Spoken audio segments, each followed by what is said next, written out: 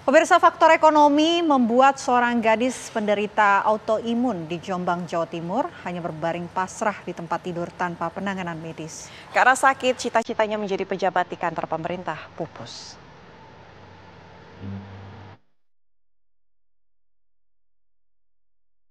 Beginilah kondisi Dewi Purnamasari, 27 tahun, penderita autoimun di Desa Jombatan, Kecamatan Jombang, Jombang, Jawa Timur. Setiap hari, Dewi hanya bisa berbaring lemah di kamarnya. Jika rasa sakitnya kambuh, keluarga memberikan perawatan dengan tabung oksigen.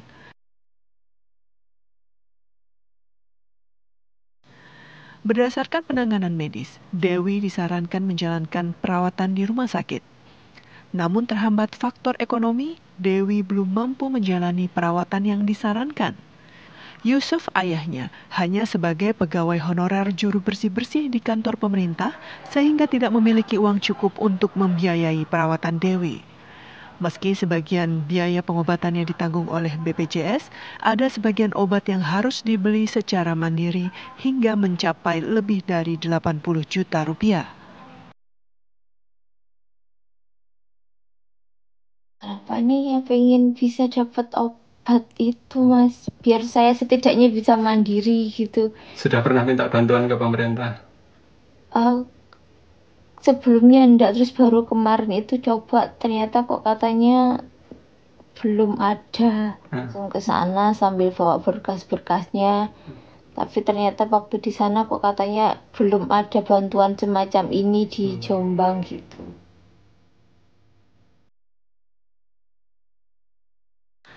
Alumni Universitas Brawijaya Malang ini menjelaskan, gejala penyakit autoimun ini sebenarnya sudah ia alami sejak masih duduk di bangku sekolah. Untuk mengatasi kesulitan biaya yang dialaminya, Dewi berharap ada pihak-pihak yang mau membantu biaya pengobatannya. Dari Jombang, Jawa Timur, Umar Sanusi, TV One mengabarkan.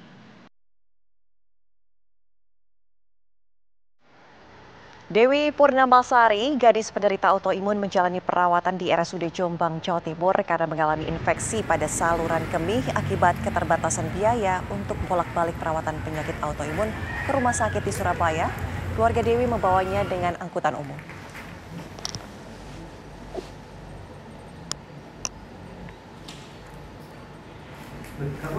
Inilah Dewi Purnamasari, 27 tahun, gadis penderita autoimun, warga desa Jombatan, Kecamatan Jombang, Jawa Timur.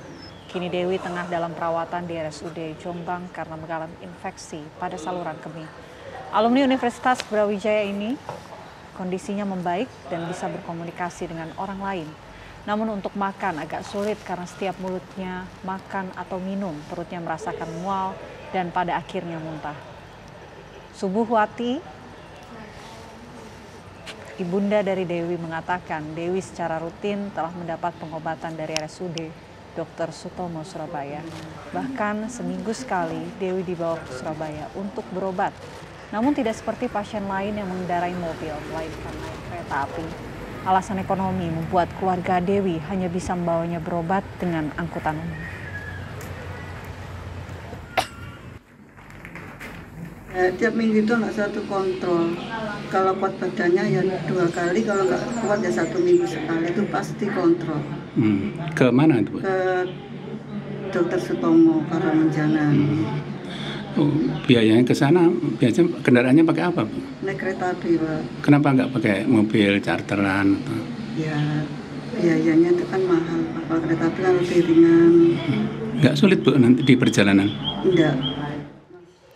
Untuk mengetahui perkembangan terbaru kondisi Dewi Purnamasari telah bergabung bersama kita Dr. Makmurotus Sadiah, Direktur Rumah Sakit tempat Dewi Purnamasari ini dirawat saat ini. Assalamualaikum, selamat siang Ibu Ei. Selamat siang, Pak Nova. Selamat siang. Dokter, mungkin saya ingin tahu sebenarnya penyebab dari seseorang menderita autoimun ini apa? Karena banyak juga selebritas yang ternyata mengidap autoimun. Iya, betul. Jadi autoimun itu penyakit kekebalan tubuh, ya, di mana sistem kekebalan tubuh itu menyerang diri kita sendiri seperti itu. Dan ini penyakit ini sampai saat ini memang belum ada obatnya gitu ya, Mbak ya. Betul. Masih dalam masih Oke. dalam tahap ya. Dokter, kalau kondisi dari Dewi saat ini seperti apa dokter? Kabarnya sudah mulai stabil atau memang ada keluhan-keluhan lain yang saat ini tengah dialami oleh Dewi? Iya, jadi Mbak Dewi ini dirawat di RSUD Jombang karena infeksi saluran kencing ya. Ini merupakan salah satu penyakit penyerta. Nah, penyakit mendasarnya sendiri, penyakit autoimun itu sudah diderita sejak lama oleh Mbak Dewi ini dan sudah berobat ke RSUD Jombang sekitar awal tahun 2020. Kemudian karena membutuhkan perawatan lebih lanjut, dirujuk oleh dokter ke Rumah Sakit Dr. Sutomo di Surabaya. Dan sepengetahuan kami, sudah rutin berobat ke Rumah Sakit Dr. Sutomo di Surabaya. Dokter Untuk Ei, autoimunnya.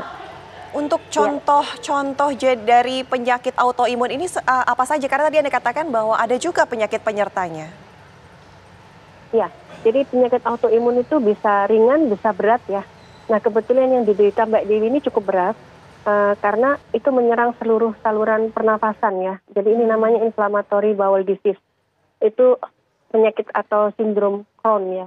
Nah, itu biasanya memang disebabkan oleh autoimun. Jadi seluruh sistem saluran pencernaannya itu mengalami inflamasi. Jadi mulai dari mulut, dia sering sariawan, kemudian lambung juga sering mengalami iritasi lambung, sampai usus kecil, usus besar, sampai terjadi sering perdarahan di saluran cernanya gitu. Oke. Jadi ini cukup berat yang dialami Mbak Dewi ini.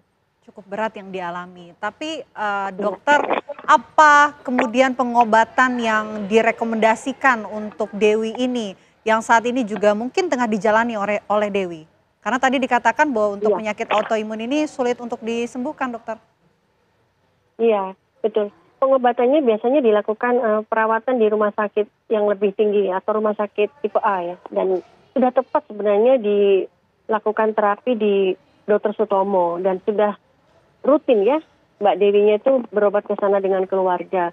Dan saya kira dengan rutin berobat itu semoga membaik ya kondisinya. Nah, selain pengobatan autoimun sendiri, kadang-kadang terjadi penyakit penyerta, Mbak. Misalnya ada infeksi saluran kencing, kemudian tiba-tiba dia anemia atau kekurangan darah. Nah, penyakit-penyakit penyerta ini bisa ditangani di rumah sakit tipe B, seperti saat ini ketika Mbak Dewi sedang mengalami infeksi saluran kencing, bisa ditangani di RSUD Jombang. Tapi untuk autoimunnya memang kita kirim ke Dr. Sutomo, seperti itu. Oke.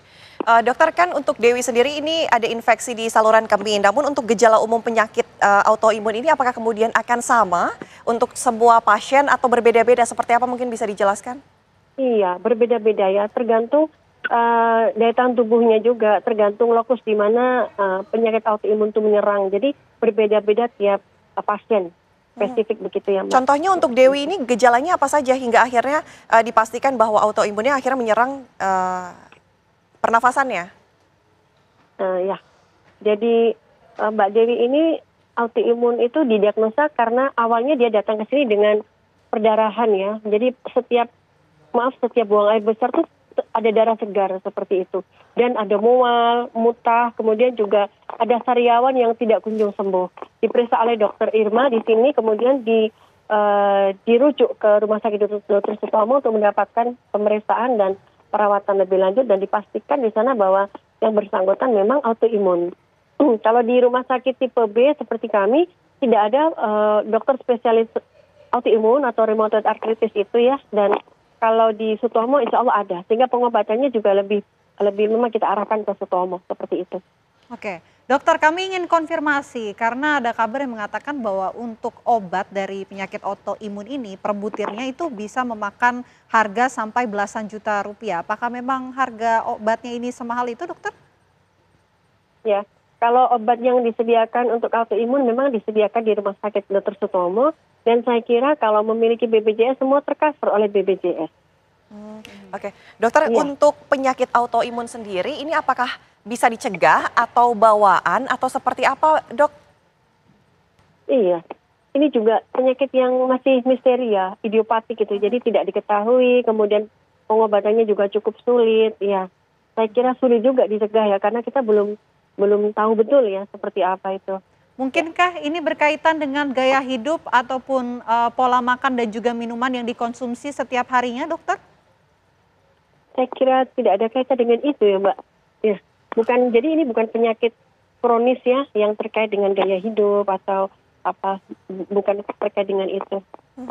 Artinya belum ada pencegahan pasti seperti apa untuk mencegah seseorang tidak bisa mengidap autoimun ataupun penelitian mengenai apakah kemudian autoimun ini turunan dari ayah ibunya atau dari keluarganya. Betul. Saya kira itu ada faktor genetik juga yang kemudian muncul ya. Nah, mungkin dari ayah ibu ada tapi tidak diketahui karena tidak manifest dan kemudian muncul pada anak. Mungkin bisa jadi ada pengaruh gaya hidup, cuman itu perlu dibuktikan dengan penelitian yang lebih lanjut ya saya kira. Oke. Dokter, ini kan tadi dalam tayangan sebelumnya juga kami mendengar pernyataan dari Dewi sendiri yang berharap bisa segera disembuhkan biar dia bisa beraktivitas seperti biasa dan bisa mandiri beraktivitas tentunya. Mungkinkah ada peluang pengobatan yang bisa memberikan kesembuhan secara keseluruhan bagi Dewi ini? Karena tadi dokter menyebut bahwa pengobatan yang dilakukan di Dr. Sutomo Surabaya ini sudah tepat. Akankah nanti bisa sampai ke titik sembuh total seperti yang diinginkan Dewi, dokter? Iya, harapan harus selalu ada ya, Mbak Nova, Mbak Intan, harus selalu ada. Tetapi kita berusaha juga harus secara holistik. Mungkin perlu nanti Rumah Sakit Umum Daerah Jombang akan turun untuk memberikan motivasi, KIE dan lain sebagainya dengan bantuan, mungkin bantuan untuk motivasi ya kepada Mbak Dewi. Psikolog kita akan turun, psikiatri kita akan turun, karena dengan meningkatkan secara psikis dia terjaga, mungkin dia dibuat senang hatinya, gembira, itu mungkin bisa meningkatkan tingkat kesembuhan. Tapi kalau untuk pengobatan dan perawatan yang sudah diberikan oleh Rumah Sakit Dr. Sutomo, saya kira sudah tepat dan sudah cukup ya, seperti itu Mbak. Terima kasih Dr. Rei sudah berbagi informasi bersama kami di Apa Kabar Indonesia Siang. Kami juga tunggu penelitian selanjutnya untuk mengetahui kenapa bisa terjadi autoimun kepada Semoga kita Dewi semua juga ya. dalam kondisi sehat ya, bisa kembali sembuh seperti sedia kala. Terima kasih dokter atas waktunya. Saya doakan bersama. Oke, terima kasih.